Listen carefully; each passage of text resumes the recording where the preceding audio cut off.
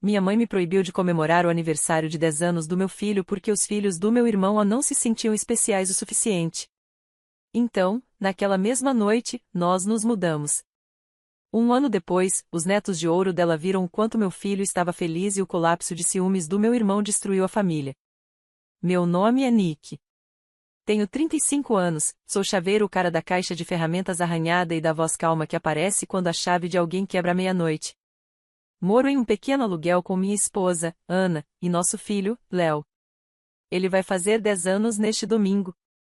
Tem colocado post-its na geladeira com faltam 3 noites, faltam 2 noites, como se fosse uma contagem regressiva para o lançamento de um foguete.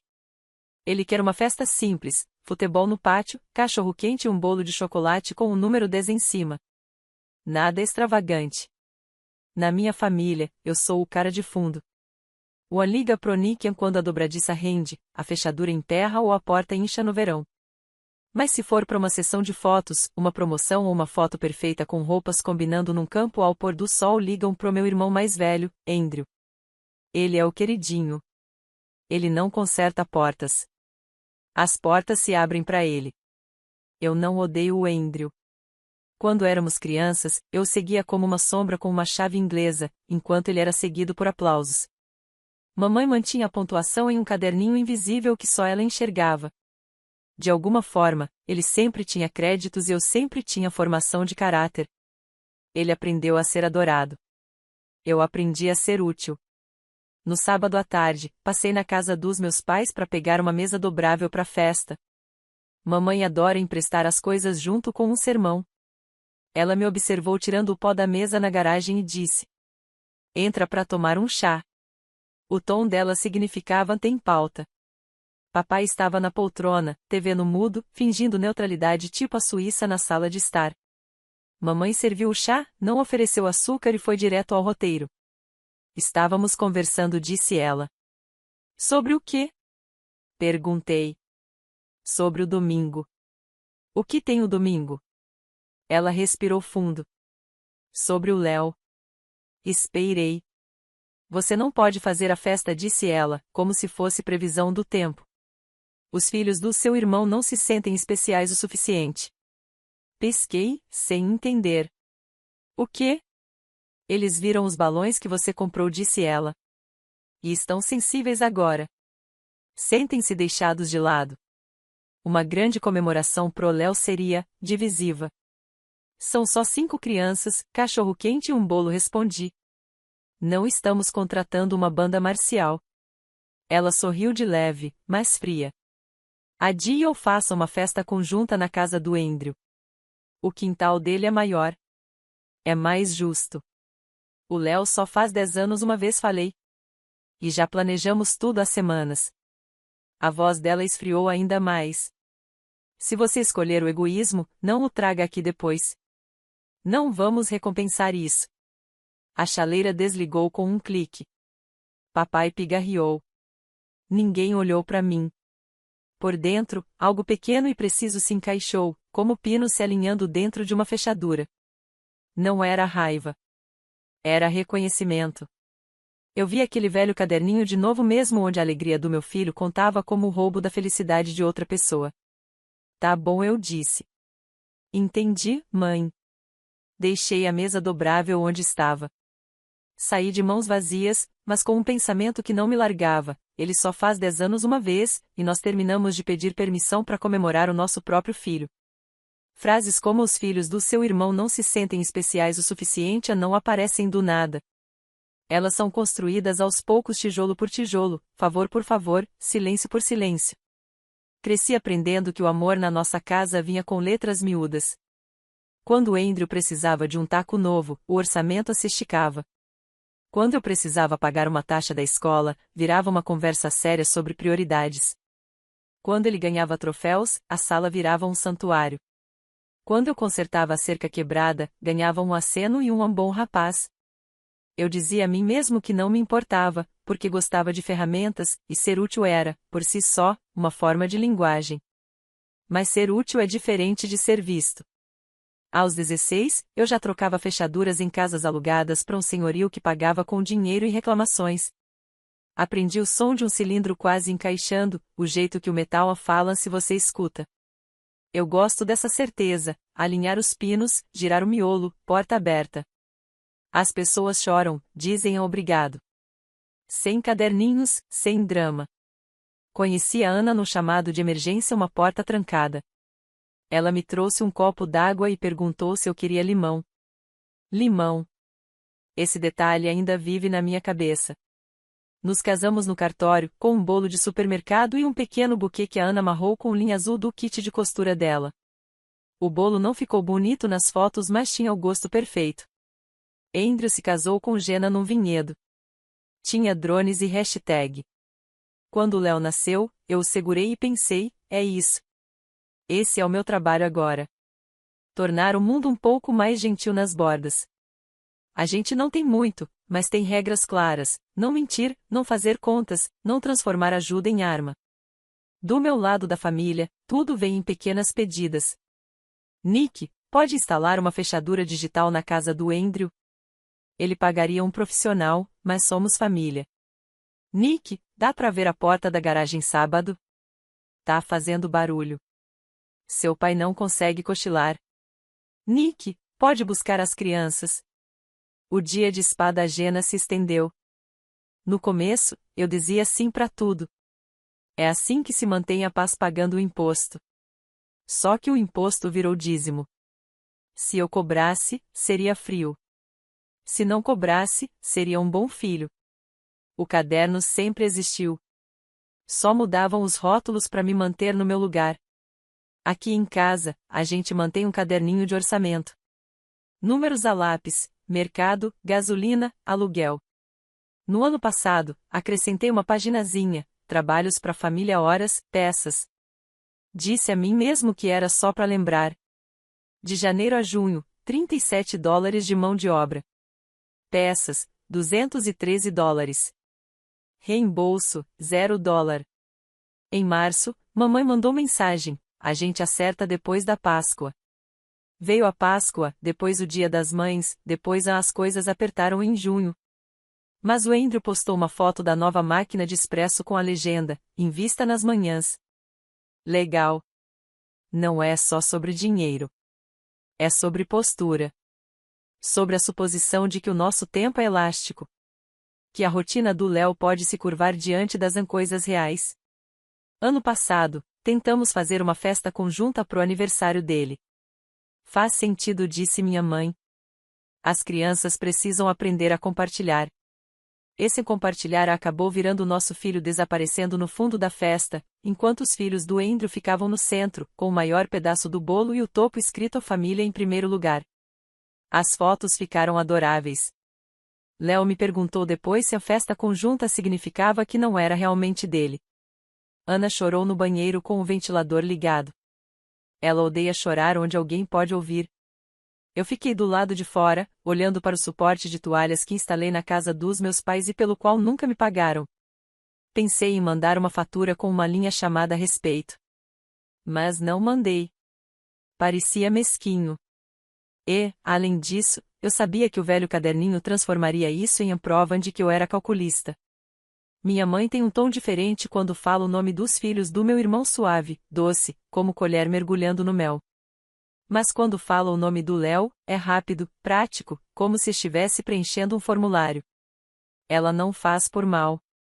Acredita de verdade que ama todos nós igualmente. Mas o caderninho diz o contrário. Nas semanas antes do aniversário de 10 anos do Léo, planejamos algo simples. 12 balões, R$16. Cachorros quentes, pães, suco de R$41. Pratos de papel e velas, R$9. Uma rede de futebol usada comprada online, R$20. Chocolate, manteiga, farinha, R$27. Total, R$113. Léo fez a lista de convidados com 5 amigos, escrevendo os nomes em letras grandes e cuidadosas. Desenhou um bolinho ao lado de cada nome. Guardou 2 lugares para os primos porque ele ainda quer que tudo dê certo. Então veio a conversa na cozinha da minha mãe. Adie ou faça junto com o Andrew. Os filhos dele não se sentem especiais o suficiente. Eu disse a não. E me assustou quão baixo o som dessa palavra saiu. Naquela noite, o celular começou a vibrar. Mensagens da tia. Ligações do pai. Áudios do Andrew com aquela voz de irmão conciliador. O padrão é previsível. É tão difícil assim fazer um acordo? Tia. Seja prático, somos uma família só, pai, que só é prático quando convém. Traga o bolo pra cá, temos um tema. Andrew, sempre preocupado com a marca. Não seja egoísta, Nicholas, a mamãe. Ela só usa meu nome completo quando acha que está me salvando de mim mesmo. Ana me observou colocar o celular virado para baixo. O que você quer fazer? Ela perguntou. Olhei para as fitas coloridas sobre a mesa da cozinha. Pensei nos desenhos do Léo colados na geladeira. Quero dar ao nosso filho o dia dele, eu disse. E quero parar de negociar pela alegria mais simples. Ela assentiu. Então vamos fazer isso. A última mensagem da minha mãe chegou às 22h41. Se vocês realmente fizerem isso, não tragam ele aqui depois. Não podemos apoiar suas escolhas. Você lê uma mensagem dessas e percebe. Apoio, nessa família, sempre significou controle.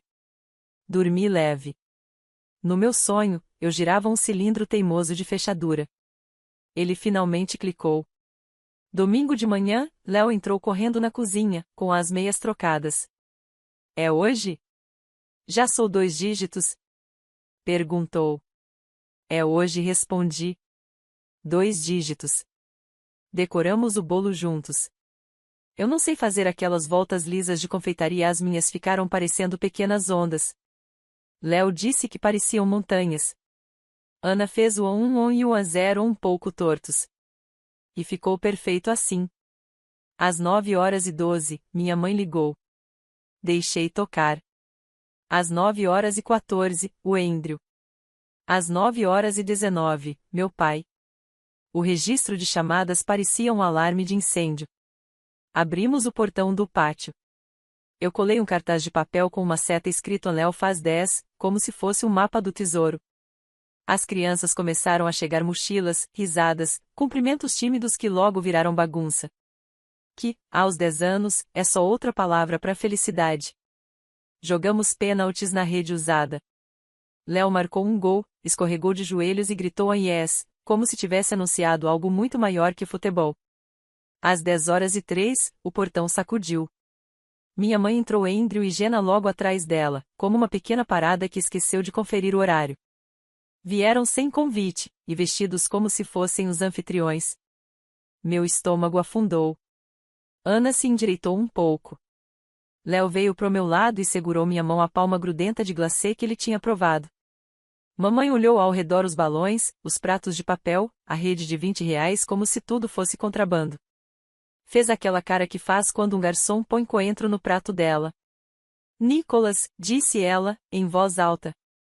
Nós te falamos as condições. Essa é a festa do Léo, respondi, calmo. Ouvi meu próprio tom e me senti firme. Andrew sorriu como político em campanha. Cara, não viemos brigar. Viemos salvar isso. Leva o bolo para nossa casa. Os primos estão esperando. Temos entretenimento, uma churrasqueira melhor, um arco.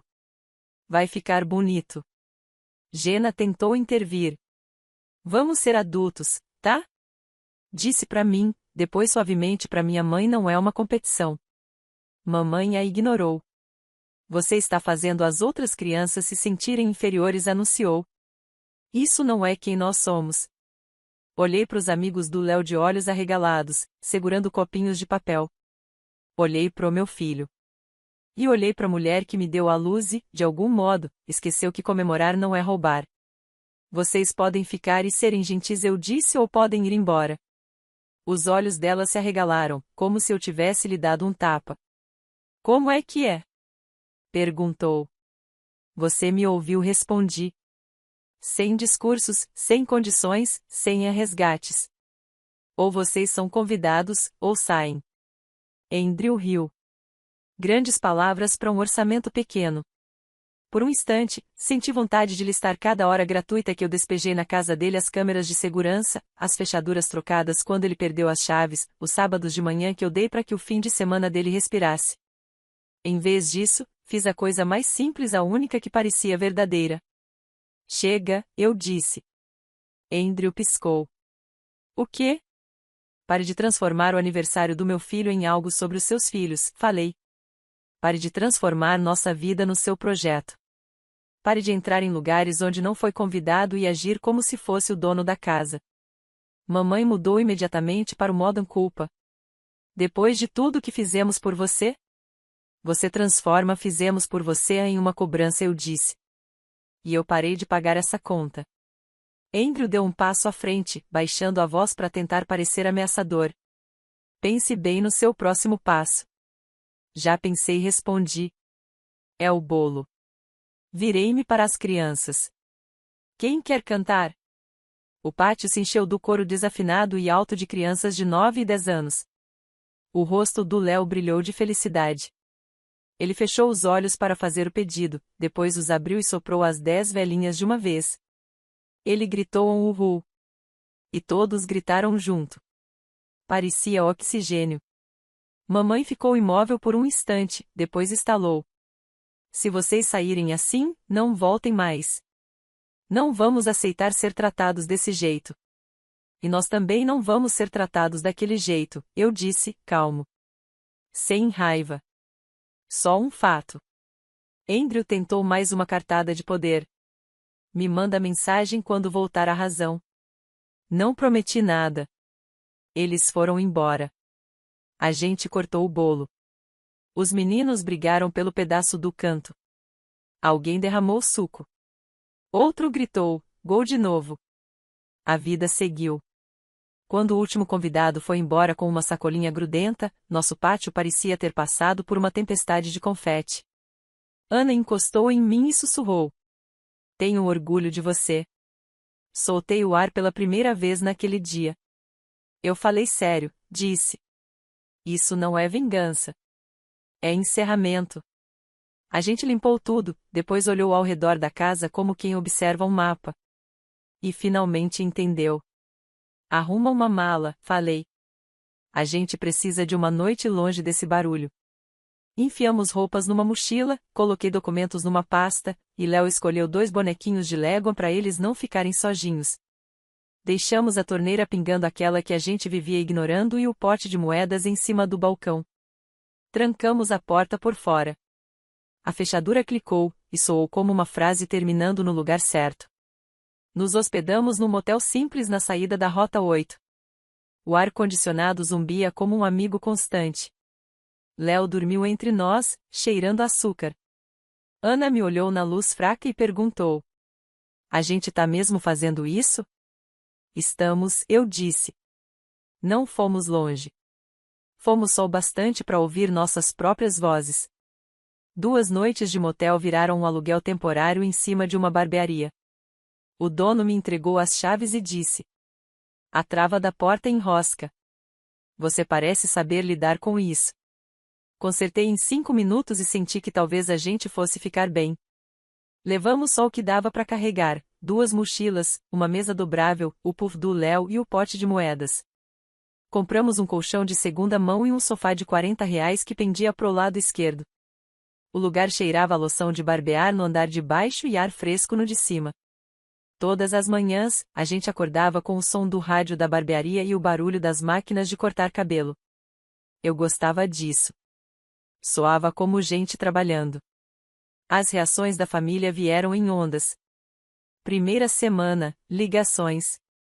27 chamadas perdidas da minha mãe, 14 do meu pai, 9 de números desconhecidos, tias, provavelmente. Os áudios pareciam comunicados de imprensa. Estamos arrasados. Mamãe? Seja razoável. Papai? Agora as terapias das crianças são caras por sua causa, Andrew. Clássico.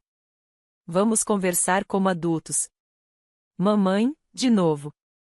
Quando a raiva esfriou e virou manipulação, salvei todos os áudios em uma pasta chamada Um Tempo.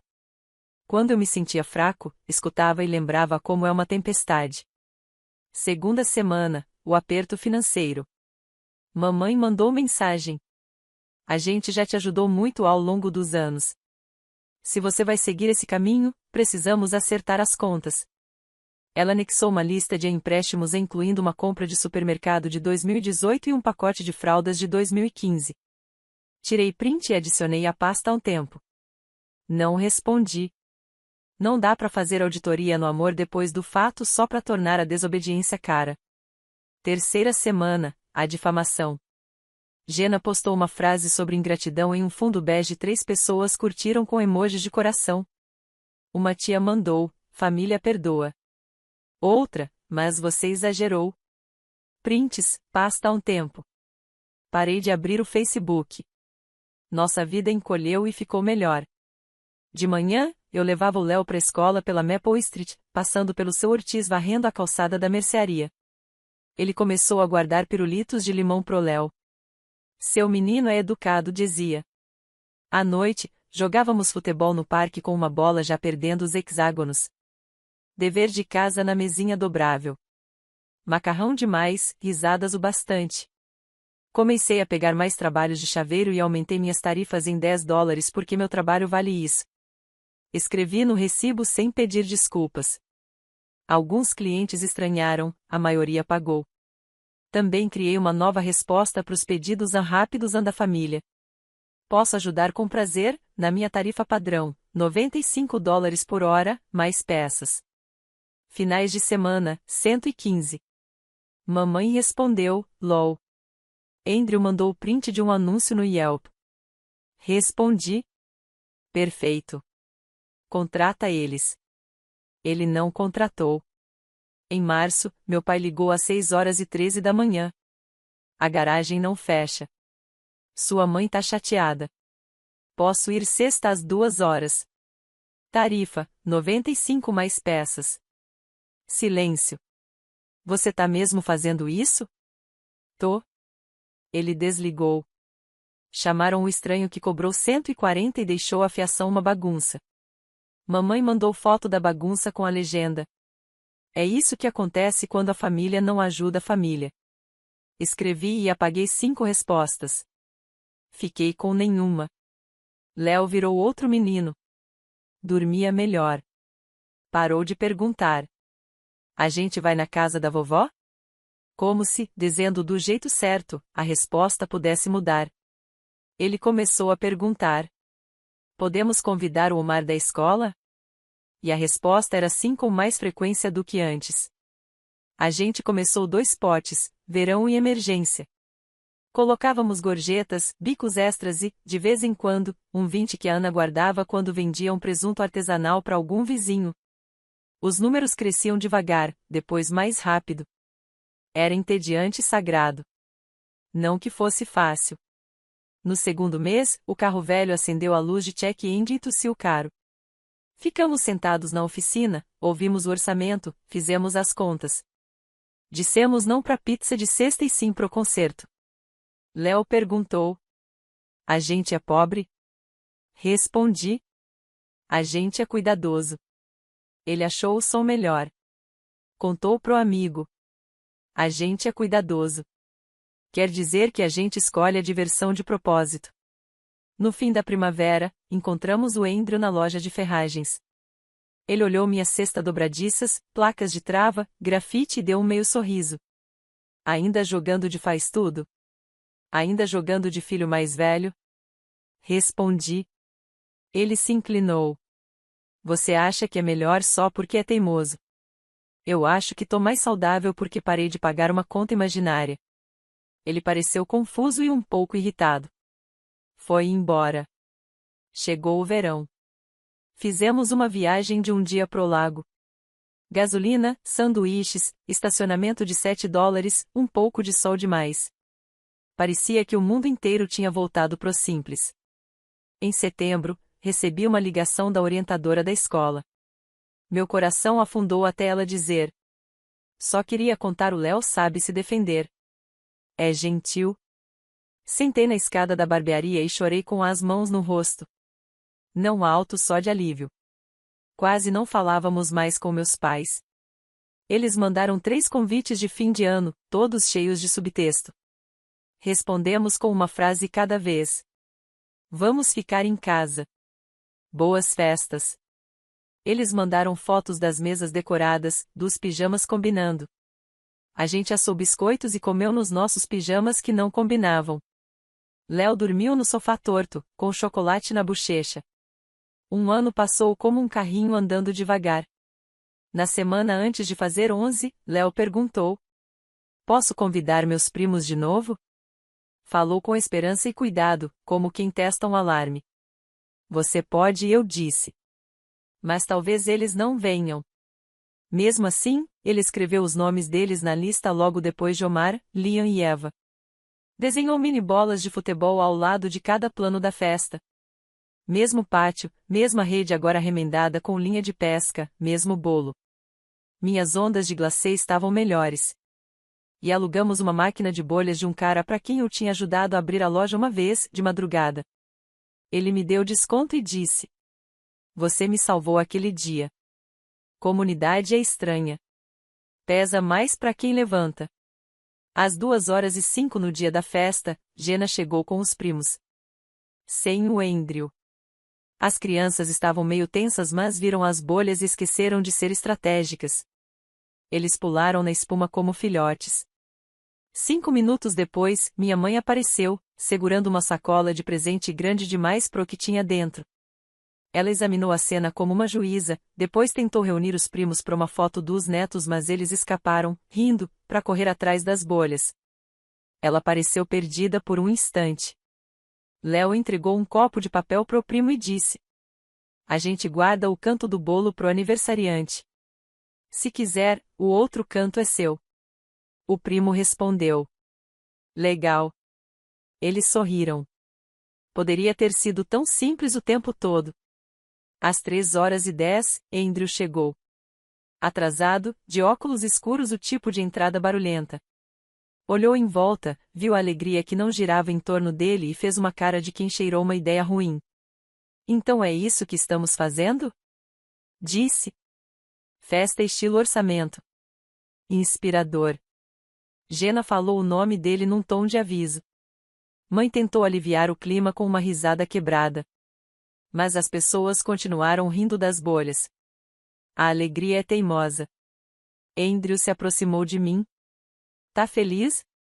Perguntou. Você partiu o coração da mamãe para isso? Para esse sorrisinho de criança? Tô. Respondi. Ele zombou. Acha que é herói porque comprou suco genérico e vive dizendo limites? Enquanto isso, tivemos que pagar terapia para os meus filhos porque você os excluiu. Fez aspas no ar, como adolescente. Quase pedi os comprovantes, mas aprendi. Esse tipo de conta também não se audita. Ele se inclinou, a voz cortante. Você deve um pedido de desculpas para mamãe. Hoje. Na frente de todo mundo. As crianças pararam.